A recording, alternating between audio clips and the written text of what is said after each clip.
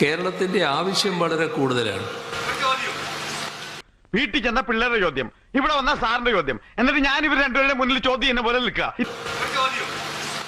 അത് വീട്ടിൽ പോയി ചോദിച്ചാൽ മതി. ഈ സിനിമയുടെ കപട ലോകത്ത് നിന്ന് മടങ്ങി വന്നുകൂടെ? സൗകര്യമില്ല.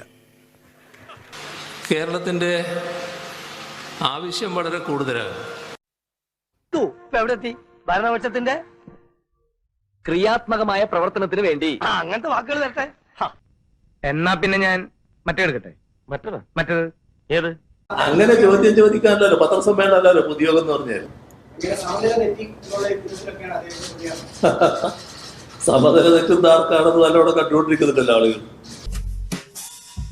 നല്ല ചോദ്യം. അടുത്ത ചോദ്യം.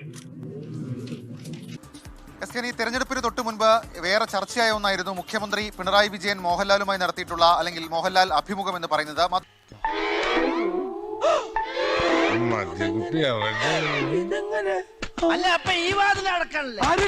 അഭിമുഖവുമായി ബന്ധപ്പെട്ട വിവരാവകാശ രേഖയുടെ വിവരങ്ങൾ പുറത്തേക്ക് വരുന്നുണ്ട്. അതായത് എന്താണോ നോക്കുന്നത്?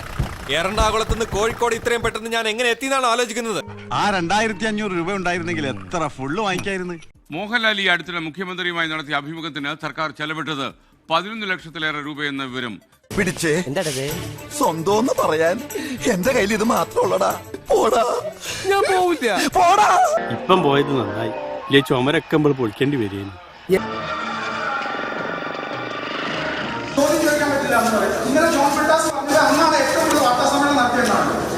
എനിക്ക് ചില കാര്യങ്ങൾ പറയാനുണ്ട് നിന്നോട്. എന്താ? അതിപ്പോ പറയാൻ കഴിയില്ല. വരട്ടെ. ഇതൊക്കെ